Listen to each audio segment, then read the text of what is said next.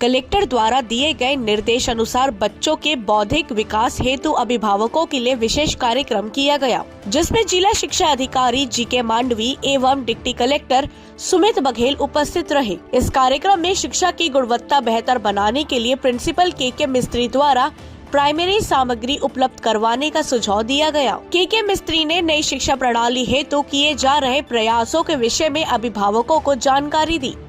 साथ ही बताया कि कोरोना काल के कारण बच्चों का रेगुलर क्लासेस में रुझान कम हो गया है।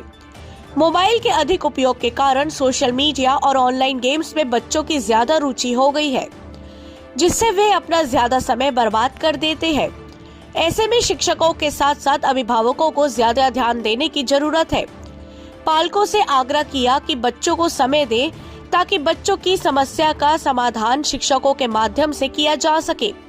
साथ ही अभिभावकों से भी बेहतर शिक्षा प्रणाली हेतु उनकी राय ली गई, ताकि बच्चों की शिक्षा प्रणाली में और भी अधिक सुधार किया जा सके। 1 से 8वीं तक बच्चों के खान पान में पोषण संबंधित जानकारी भी कार्यक्रम के अंतर्गत दिया गया। साथ ही आगामी वर्ष के लिए की जा रही क्लासेस की व्यवस्थाओं के बारे में प्रिंसिपल द्वारा बताया गया एवं अभिभावकों के समक्ष निम्न विषयों पर चर्चा किया गया। नारायणपुर से अल साबरीन नाज कुरैशी की रिपोर्ट।